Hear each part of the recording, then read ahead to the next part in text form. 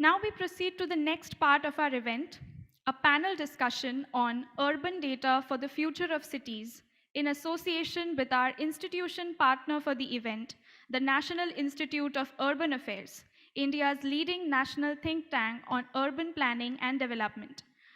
I would like to invite on stage the panel moderator, Mr. M.G. Sarath Babu, Lead, Data and Technology for Climate Center for Cities, NIUA. I would also like to invite our esteemed panelists, Dr. Sultan Singh, GIS Head at the Gurugram Metropolitan Development Authority, Dr. Srinivas Rajamani, Program Director at Greater Vishakhapatnam Municipal Corporation, Shaili Gandhi, Program Chair Geomatics at CEPT University, Mr. G.V. Sriramam, CEO of NeoGeo Info Technologies and Secretary General AGI, and Ms. Deepthi Dutt, Head Strategic Initiatives for the Public Sector at Amazon Web Services.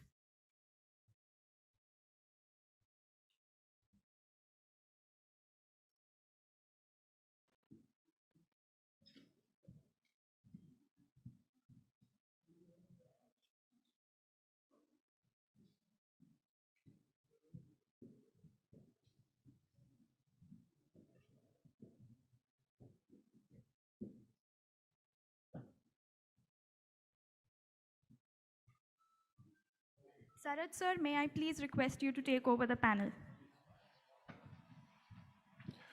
Thank you, EGI, inviting us and to have such a vibrant and session and having such a brilliant team who is going to discuss on the future of urban data systems, and where we talk about the cities and the urban data. The cities world over is investing a lot on resources, building the big data for the better informed governance, where in India, since 2015, the launch of Indian Smart Cities program, it has triggered an ecosystem for enabling and harnessing the power of data and technology in the city management. So we have a panel which is from the three sectors, which is the core for the next level of discussions, where we from the academia, we have from the industries, and we from the city administration. So the first, I would like to ask the city administration from the Gurugram Municipal Development Authority. So the cities are acting as a living lab and center of experiments with the use of data. So what is the role of geospatial technology in the digital transformation? And can you share some best practices happening in your city with the use of geospatial technology? Thank you. Thanks for give the opportunity, NUIS and all organizations. Basically, we based on the NCR region, Gurgaon Metropolitan Development Authority and Faridabad Development Authority. So this is a very important university of the in NCR region. So 2017 onward, we are working on this all geospatial platform. So initially, we realized in geospatial technology, everybody is creating the data and mapping parts.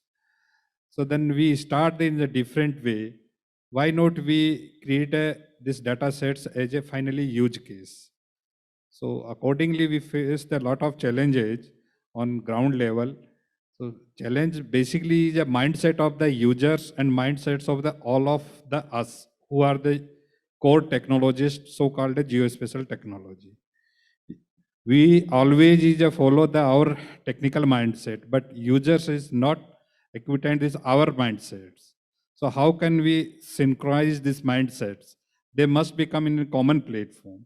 So for that, we plan with the detailed deliberation with all stakeholders. Then we found we can create one common platform with the interoperable attitude, with the user-friendly, and each stakeholder must use on a common platform. Without that, it is a very difficult to create a common platform. So for that, we decide in detailed deliberation with all technical stakeholders related to industry and institution, academia. Then we build a one platform, and then we hire the services of this all ESRI as a platform. It is not any license like that. We use that a platform. Then we build an entire network with half of the stakeholders who are the end user. So this entire almost more than 3,000 square kilometer of the both city, we work on that. Now we working as a integrated approach. All decision making things is happened on this platform. We are not now mapping anything. Everything is happened as a day-to-day governance of that. It is not a e-governance, it is a G-governance. Every file decisions is on the basis of geospatial technology every day. And all stakeholder, either institutional, academic institution and governance, they are use this entire platform. So this is basically a small efforts to take the edge a challenge to conversion of the mindset of the existing government ecosystem. That is, I think we face the issue in entire nations. So this is a basic our thought process. On account of that, we build a all integrated approach, and all stakeholder like water, infra, mobility, social responsibility, livability, town and planning parts, and day-to-day activities happened in entire city. So that is a basic our thought process, as I say. Then we are proceeding in a further with the all upcoming technology with the receptive attitude. Thank you for adding the value of like what city is taking actions for the future, building for the future cities. So I would like to ask next question to Mr. Sriram, like how and crucial is geospatial technology in building the culture of data in cities? Yeah, thank you very much. And what we would like to say is that urban has been one of the very first branches of work that has very effectively used geospatial technologies and the data. And if you look at even before the smart cities, many of the cities have actually developed their maps. They have created map data, and they have been using it very effectively in their administration. But today what we see is that there is a transformation from one level to the other level. As we can see, more and more of applications are migrating from 2D data to 3D. We are talking about digital twins. We are creating models in 3D. We are using it for various analytics. We are using it for analysis like change detection in 3D, 5G data analytics, and so on and so forth. And the other thing that is happening right now is not only mapping on what is there on the ground or above the ground. Today, more and more municipal corporations and urban local bodies are actually mapping what is there below the ground. Subsurface mapping has become a very, very important component because utilities, providing utility networks to the people is one of the most important things for any urban local body. And when you say a smart city or making the city better place to live for the people, so you need to give them utilities, and to understand what is the subsurface existing utilities. Whenever you want to plan a new utility, you need to understand the existing subsurface utilities. So that is one thing which is happening right now. We see that as a very, very clear shift from only doing mapping and using the data of over the surface utilities to subsurface. One of the other important transformations, or I would say is helping the urban local bodies, is moving from the MC area, which is the municipal corporation area, to an LPA area, that is the local planning area. Because whatever said and done, with the kind of population we have, with the kind of the stress that is there on the cities in terms of roads, infrastructure, and other utilities, it would not simply be possible how much ever you increase. So basically, you need to provide the services in areas which are around the city. So we'll need to develop the areas. So Amrut-based master plans have focused more and more on the LPA area, not on just the municipal corporation area, that is the MC area. Normally, except for probably a few cities which are already developed and they don't have much space around for an sprawl, urban sprawl, it has now become more and more possible for some of the second level cities to have more area included, develop those areas in a planned way, and create infrastructure there so that people can live there. The other thing that we have been seeing as we do a lot of projects in urban field, more and more planning is being moved from from a single use land use to actually a mixed use land use. So we are looking at more and more places in master plans. They're coming up with commercial, residential, and other areas combined. Previously, the norm was that we were having residential area separately and commercial separate. That was actually increasing the traffic and increasing more and more issues for the people. So now it is a mixed land use that is being used. So what we feel or what we see is, as an industry, geospatial data plays a crucial role in all of these transformations to making the cities better places to live, to have all these transformations to happen. I think in every one of them, geospatial data plays a very important role, starting from the data capture and making the data available for the decision makers and the planners. And the second is to actually do analytics on top of this data. So this is what I would like to say. Thank you. So while you talked about the level of data systems at city level, how they are moving from the master plan level to local level. So I would like to ask to Ms. Deepthi, what are how AWS is contributing to the national scale, and how the national mission on the different missions on the urban data system is going to contribute to having a larger goal of data-driven governance and evidence-based policy formulations. Sure, thanks, Sarat, for that great question. And before I answer that, I just want to dwell a little bit upon the kind of changes that are really happening in the urban sector, with respect to geospatial and everything coming in. So if you look at, the urban governance itself, right, it's got three different dimensions to it: the planning part of it, urban planning part of it, the monitoring part of it, and then the response part of it. So, be it, if I give examples of planning, where do you plan your parks, your parking, your schools, your healthcare system, so on and so forth, right? So how do you use geospatial effectively in planning your city? Second, if you look at monitoring perspective, so again, so many systems that are getting deployed as part of your smart city systems and things like that. All the construction work that is happening, the bridges that are being laid out. Earlier in the morning, Mr. Rahul Kapoor also talked about so many missions are getting implemented, monitoring of those projects. That becomes another critical dimension. And the third dimension is responding. So, when citizens have some issues, grievances, micro level disasters like oil spilling and things like that. So how do you respond to those events? So from use case perspectives, you have these three dimensions. Now if you look at from geospatial technology perspective, again they are multiple the way technology is evolving today. You got God's view as in satellite imagery, you got bird's view, all the drone flying around and capturing so much of data, and you have man's view, all the 3D mapping and 2D mapping and all those things that are happening. Now, if you intersect all of them, right? So it's a very uncertain and a complicated environment that's really happening. So much of innovation that really needs to happen for all these things to come together, right?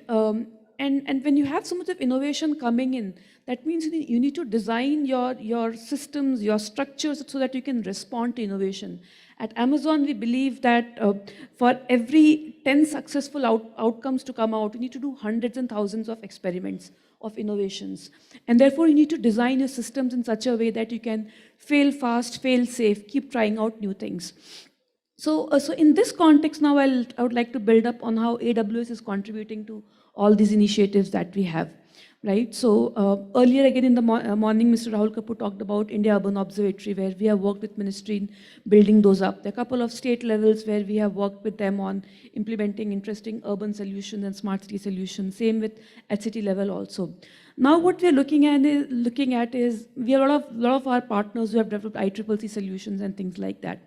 Now what we are looking at is how do you take all these solutions to next level, make more sense out of it. So recently we have launched an innovation pod with Ministry of Housing Urban Affairs, and the first cohort that we have launched is specifically focused on using geospatial technology to solve urban problems, right? We're inviting startups, and a few cities have come together that, startups who have interesting solutions, they're coming forward and saying you can try those out and implement in our cities, do those pilots. And MoHUA has put together a smart procurement process that helps you commercialize it and things like that.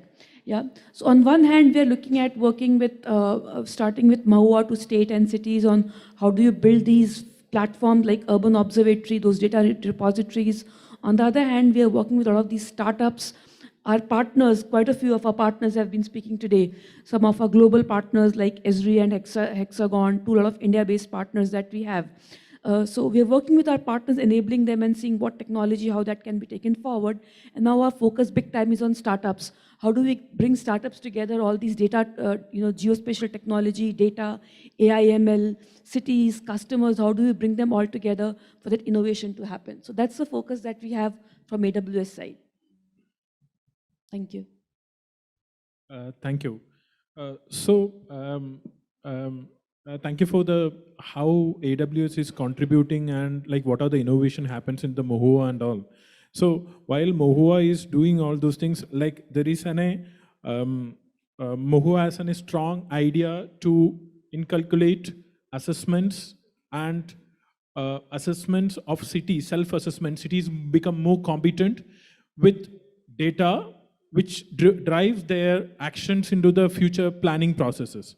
So while we talk about the planning processes, like I would like to know like how this academia is contributing to it, and like how the capacity building of these city officials or these city managers are like how much the techno-institutional capacity is required to build on the geospatial know-how. So I would like to throw this question to Ms. Shaili Kanti. Yeah, so to begin with, as we all know that geospatial industry is panning out in a big way in India, and as we've seen that India is progressing with technology, we have been started looking at things like before we had things which were not location based. Now we have plenty of data which is being collected every day, every second, every minute you are getting data. And the next thing what we need to do is check whether this data is correct or not. How do we use this data most effectively? And how do we convert this data into better decisions?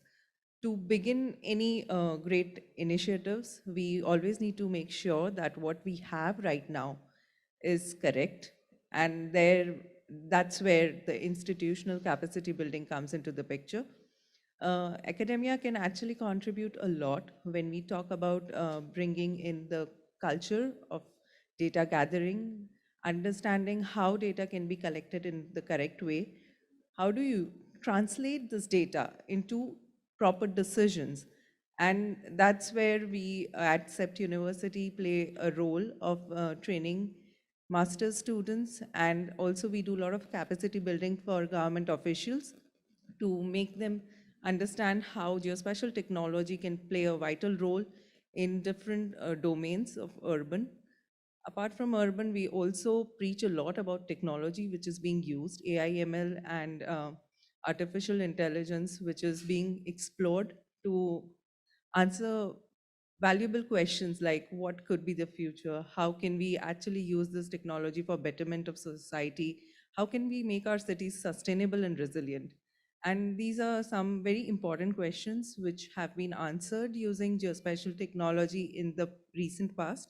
And we've seen that more and more people have been started relying on this technology after the pandemic, because the potential of this technology has been leveraged during the COVID, and a lot of tracing was done at various levels to make sure that our cities have good infrastructure in place to combat the pandemic. That's it from my side. Thank you. So, we discussed about the capacity requirement and all. So, I would like to ask Srinivasa Rajamani regarding like how the Visakhapatnam Greater Municipal Corporation is taking the data initiatives at city level, and like how you are going to build that urban data observatory at city level, and how relevant to the citizen in decision making. Okay, thank you. So, as all of you know, Visakhapatnam is one of 100 smart cities. Under Smart City project, we have already established a City Operations Center. That is nothing but ICCC Integrated Command Control Center. So it has all common features like monitoring of traffic, disaster, disaster and emergency management services, and water SCADA, and solid waste management, and grievance, and public address systems, etc. There are some gaps in our city operations center. So to fill the gaps, we are planning for a urban observatory with multiple components. For Visakhapatnam Urban Observatory, we are planning for 8 components mainly, which are related to environment and climate, disasters, disaster management, health, housing, municipal services, city initiatives, data narratives, and coordination and networking. So this will be a GIS platform. And another thing, already in Visakhapatnam, we are using GIS in various applications, mainly through engineering sections, city planning, and public health sections. And in my opinion, I think along with these geospatial technologies, integration of other modern IT techniques like data science, artificial intelligence, these integration also very important for cities to make our cities as a smart cities. Thank you. Thank you. So I would like to ask Sri Sunil, um, sorry, Sultan Singh Ji, regarding like how Gurgaon is taking the leap forward or building this data observatories or these data centers into more climate resilient centers, being like disaster is one of the, or disaster management or the incident management is one of the concern of the need of the hour or the need of the hour. This is a very relevant question. Basically, GMD and FMD is on the way forward. So we build a one map. Gurugram is one of the common geoportal. Same is extended one map Haryana, and shortly it might be come to one map India. So all data sets is residing on the one common platform. On account of that, we are also more concerned related to environment part of that. On that account of that, we all services is open to all citizens. It is not any restricted and any classified attitude. So every day the citizens use these data sets on their own way and their requirement.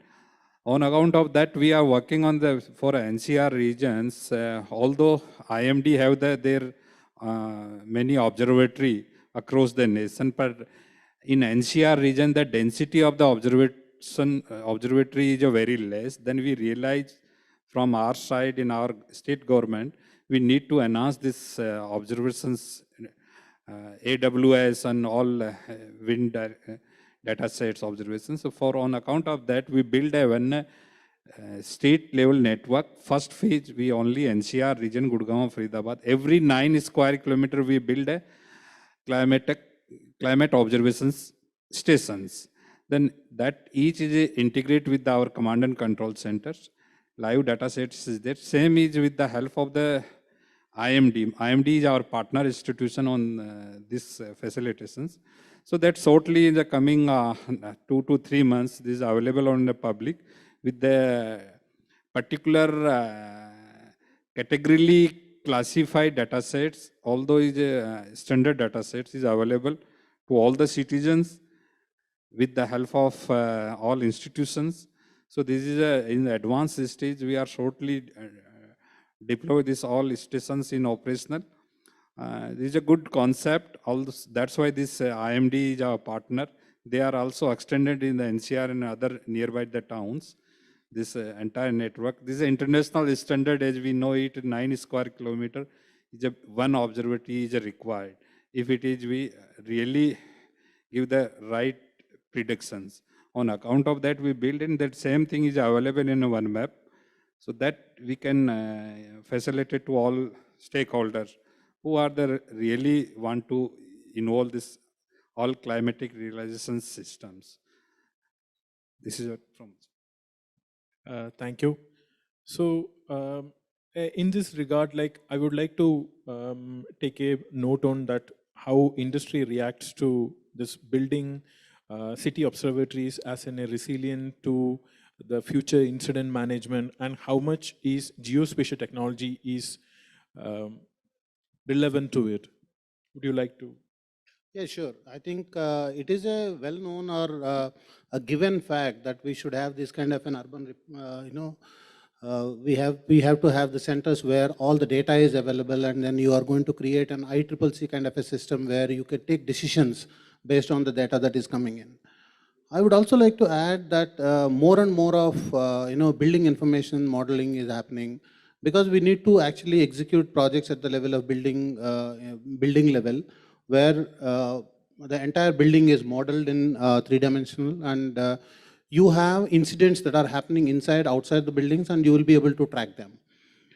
Many of the places in, many of the cities have already implemented, and some are in the process of implementing ICCC kind of a centers where the traffic management and the incidences on the roads are being reported directly. And there are cameras that have been established, and there is a live feed that is coming from all the cameras to the ICCC center, so that the decisions are taken at the central level. So it is definitely a mandatory requirement for all the cities to have this kind of an information system. And geospatial data is giving all the possible parameters for them to analyze, starting from, as I said, the road data. I mean, basically we are talking about very precise. When you are talking about urban data, we are talking about a precise information. So we are talking about road data, we are talking about the traffic, we are talking about each house, we are talking about all utilities above the ground and below the ground. So we have all this information for people to use and make decisions. Yeah. Thank you. So how AWS would like to react to the same question? Sure. I think, the work that has happened so far in ICCC implementation, all the 100 smart cities and overall Amrit cities have gone for GIS implementation. I think it's a good starting point. Actually, if you look at the kind of use cases that we talk about today, what have been implemented in ICCC and through these GIS layer, and even COVID proved it that, it's used more for monitoring and responding purposes today. And also, the data continues to sit in silo. While we're able to visualize a lot of data together on the GIS layer, but are we really using all data to come together and make meaningful decisions? Probably not. Are we really using all that data to make right policy decisions, improve our urban planning? Probably, that's the kind of thing that has starting to come in today. And I think that's where a geospatial is going to play more and more important role. It allows you to visualize data from different systems, different sources, different domains. Again, urban is a combination of at least 10, 12 different domains, right? If you look at MoHUA smart city classification itself, so from street light to water to utilities to education, healthcare, citizen services. So many, you have about 10, 12 different domains that you talk about. So GIS allows you to be able to visualize all of it together and take a comprehensive view of urban planning. So that's one aspect. Second thing I want to highlight is My colleague Sanjeev, he talks about it. He was involved very early in architecting the India Urban Observatory. So his definition is observatory is something that you observe from outside the city and not from within the city, right? So as long as you keep looking at data that is being generated by the sensors or being reported from within the city, you're probably missing out on the bigger picture because you don't know what is happening to the city from outside the city. And that's where we feel that the geospatial, the satellite imagery based analysis is going to play so much more important role. Today we install sensors in city for environment monitoring, for pollution monitoring. But geospatial technology allows it, satellite, the indices that you have, it allows you to actually go to ward level data and look at what's the trending change in pollution at ward level. And all this is at absolutely no digging of the city. No, you actually you can get all that intelligence and lot more without digging up cities and making a havoc out of our cities. So I think that's where we are headed. That one is we are looking at all this shift happening from just monitoring and responding to urban planning point of view, using urban observatory or city ICCCs, from repurposing it for more from planning perspective, getting data from multiple sources together on the GIS layer to make more meaningful decisions, and then we are looking at how do we really use satellite imagery in a more meaningful way. And it allows you to do so much more, right? Because then suddenly, instead of doing 100 smart cities, you can do 5,000 cities, right? Because to use satellite data to do pollution analysis and other indices analysis, you don't have to go about setting up sensors and awarding contract for people to do things on the field all over, right? You don't need to anymore need right of way approval from different authorities and things like that. You can just use satellite data to do so much more analysis. So I think that's one shift that is happening from use case perspective, thinking perspective. And second, of course, the scope is now expanding from 100 smart cities now to state level. The entire Smart City 2.0 conversation that is coming up, where we're talking about now, let's pick up some of the learnings that we have had, best practices that we have had, improve on our approach, and move from a city level implementation to state level implementation. That's a shift that we see as AWS happening in the overall ICCC, urban observatory, urban domain, this space. Thank you. Thank you. So we discussed about the different data systems and the scale of data systems from city to state and state to national level. How all these observatories or the observatories are going to contribute to the larger goal of betterment of quality of life and incident management and better evidence-based planning and all. So I would like to ask, like, these are the different level of data sets and it is getting contributed to the larger goal. So I would like to know, like, how far to have an integrated or a standardized data formats which is required to have the data is very much interoperable, because there are like data, those who are coming from the field, those who are from the sensors, those who are from the national level, those who are on a different formats. So how relevant to have an time to to have a standardized data formats? This question I would like to hear from Ms. Shaili Gandhi. Thanks for putting this question, because I think the major challenge what we know that we are facing is data standards. And as you go from a city level to state level and then to a national level, the data becomes big. And if these data sets are not in the same standards, it's not going to talk to each other, which is again a major challenge what we face. I think in the morning, one of the speaker did highlight that every state and city department is working in their own way and they collect the data in a local language or what is required for their department. However, it is extremely important to have a data standard in place, because if that's not done today, it's going to be impossible to connect all these data sets at the national level.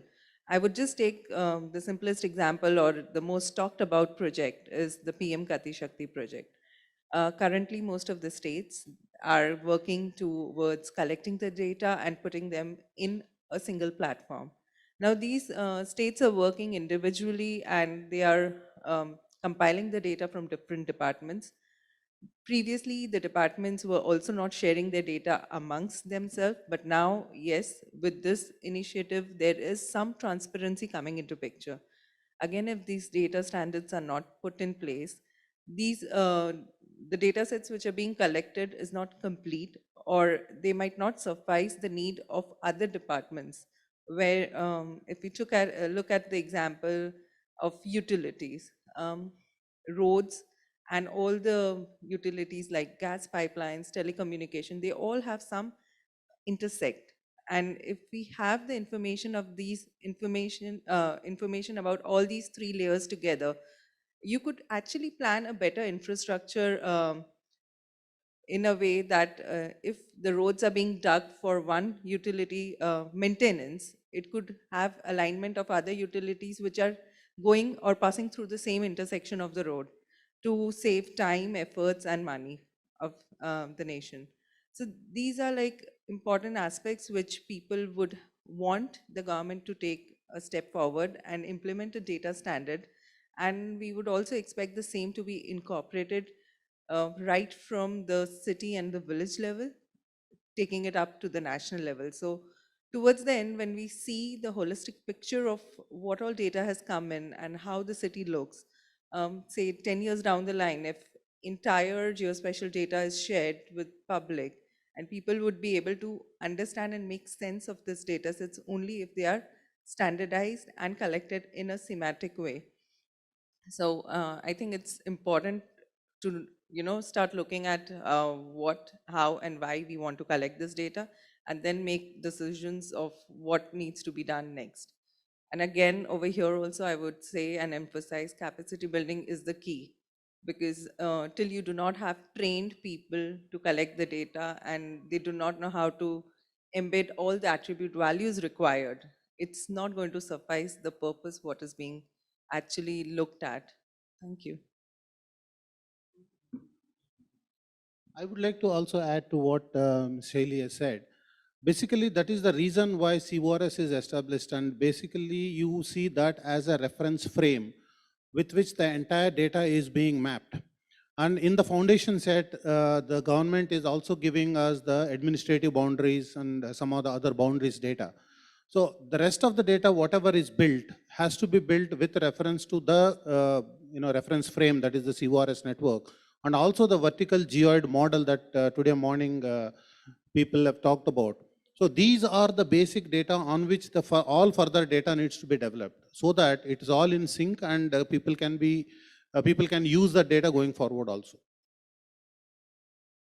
Thank you for adding that value to it. So I would like to have a view of the city, like how Visakhapatnam is dealing with this data silos and the challenges of data, different data formats.